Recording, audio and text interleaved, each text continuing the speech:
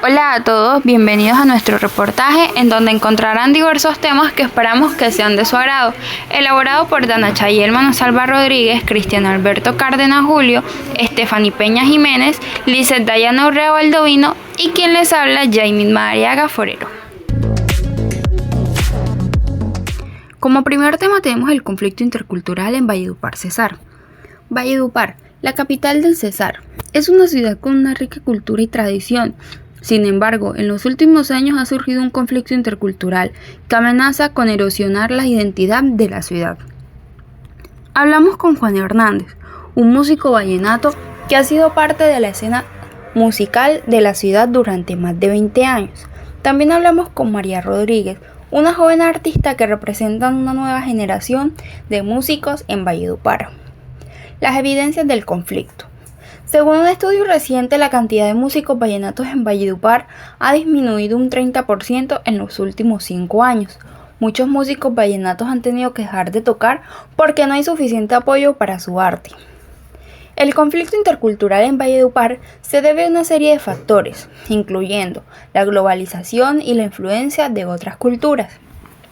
Los expertos coinciden en que la falta de reconocimiento y respeto a la cultura vallenata ha generado una desconfianza y una resistencia hacia las instituciones y los actores externos. Pero las barreras y resistencias son que una de las principales barreras para la promoción de la cultura vallenata es la falta de apoyo y financiamiento. La desconfianza y la resistencia hacia las instituciones y los actores externos también obstaculizan el entendimiento mutuo y la resolución del conflicto. Una posible solución es la creación de programas de promoción y apoyo a la cultura vallenata que incluyan la participación de músicos y artistas de diferentes generaciones y estilos.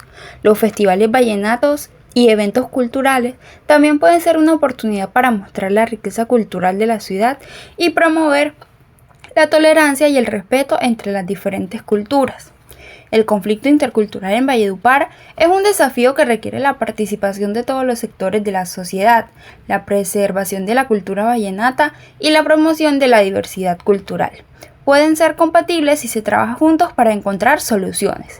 La ciudad de Valledupar puede ser un ejemplo de cómo la diversidad cultural puede enriquecer la identidad de una ciudad y promover la convivencia pacífica entre las diferentes culturas. Seguido de esta lectura, vamos a hablar sobre la lectura de Cristian Alberto Julio, que el tema es el racismo y discriminación entre campesinos e indígenas. El conflicto entre indígenas y campesinos se debe principalmente por la disputa de tierras, la falta de conocimiento de los derechos territoriales indígenas y la expansión de la frontera agrícola y la minería en zonas prohibidas, llevando así un conflicto donde la falta de diálogo se ve reflejada en la discriminación y el racismo en ambas culturas. Sus barreras y resistencias son que el reconocimiento de sus territorios ancestrales es lo que las comunidades indígenas luchan diariamente por lograr. Estos mismos territorios se han convertido en un punto clave para los campesinos que buscan sacar el mayor provecho de la agricultura, llevando a un conflicto de resistencia entre las comunidades. Norey Macú, el representante indígena del pueblo Arauca, como miembro de una comunidad indígena, he experimentado discriminación en múltiples niveles, desde la falta de acceso a los servicios básicos hasta la invisibilización de nuestras prácticas culturales. La Corte Constitucional analizó un conflicto intercultural entre una comunidad indígena y pobladores campesinos. El fallo reafirma la necesidad de armonizar competencias territoriales y fortalecer el diálogo para garantizar la convivencia pacífica y el respeto a la diversidad cultural.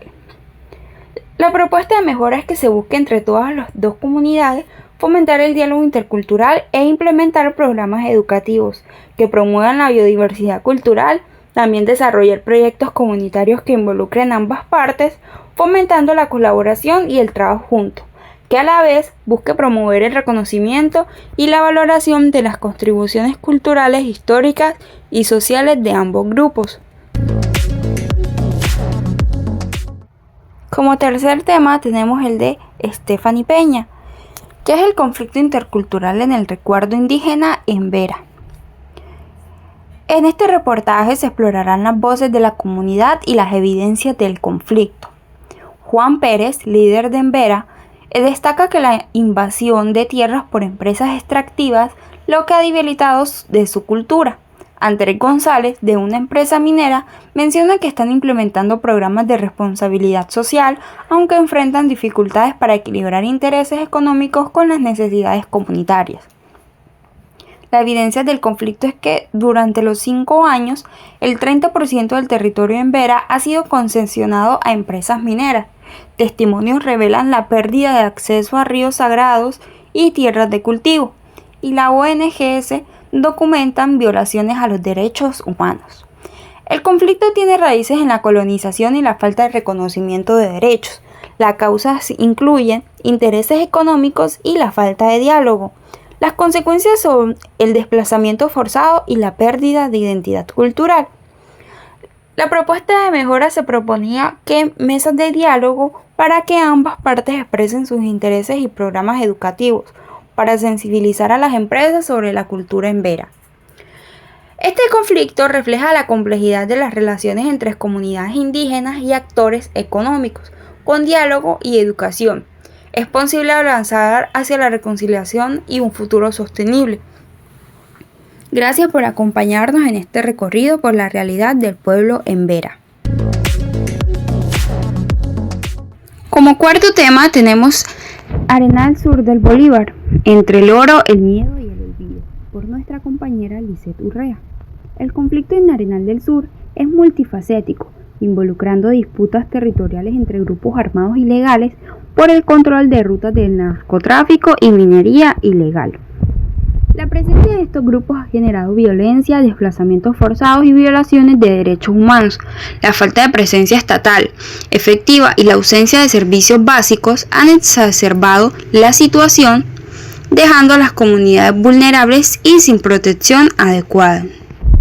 El conflicto no solo es armado, sino también intercultural, pues ha generado una ruptura entre las tradiciones comunitarias y las dinámicas impuestas por los actores violentos.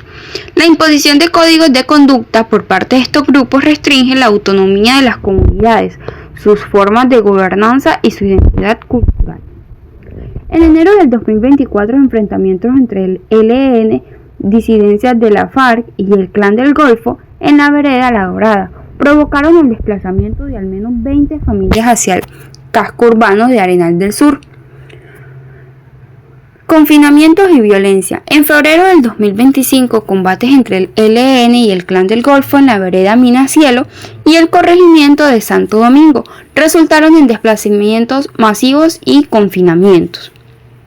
La actividad mineral ilegal ha contaminado cuerpos de agua en Arenal del Sur, afectando la salud de los habitantes locales. La escasa presencia institucional en las zonas rurales ha permitido que grupos armados ilegales ejerzan con control sobre el territorio.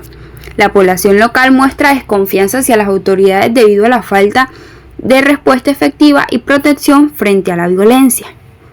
La geografía montañosa y de difícil acceso de región dificulta la intervención y la presencia constante de las fuerzas de seguridad y organismos gubernamentales.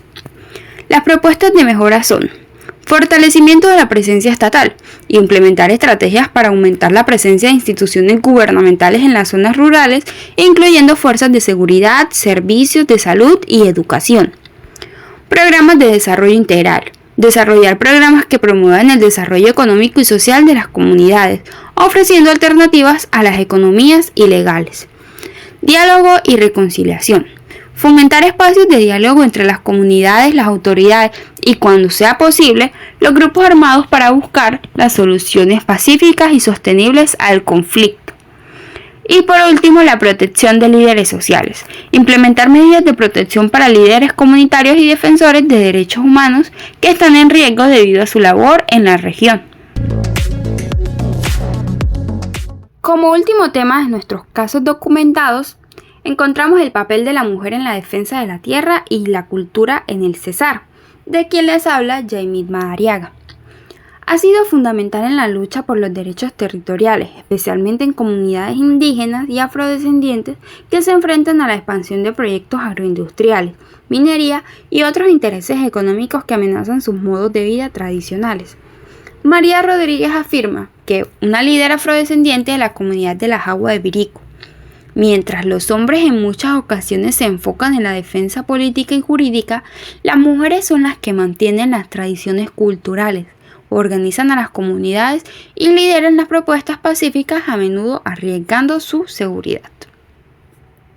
Los informes de la Defensoría del Pueblo indican que más de 5.000 mujeres afrodescendientes y campesinas han sido desplazadas en los últimos 5 años debido a los proyectos agroindustriales en el Cesar, sin ninguna consulta previa, violando sus derechos. Este conflicto intercultural surge por la colonización y el desplazamiento forzado, afectando a comunidades afrodescendientes e indígenas. Las mujeres enfrentan mayores vulnerabilidades debido al patriarcado, que las excluye de la toma de decisiones y las expone al despojo de tierras. Las causas incluyen la falta de leyes efectivas que protejan sus derechos y la presión de industrias extractivas que explotan sus recursos. Margina a las mujeres afrodescendientes e indígenas, excluyéndolas de las tomas de decisiones y exponiéndolas a un despojo de tierras. La ineficacia legal y el desconocimiento del valor espiritual de sus territorios profundizan su vulnerabilidad, generando desplazamiento, pobreza, pérdida de cultura y violencia sistemática contra las mujeres líderes que defienden sus comunidades. La propuesta de mejora para fomentar el diálogo intercultural y una convivencia digna es clave impulsar una educación que respete las tradiciones indígenas y afrodescendientes, junto con los derechos humanos. Esto debe complementarse con espacios de diálogo inclusivos que reconozcan el liderazgo de las mujeres en la defensa del territorio, garantizando su participación en decisiones políticas y económicas.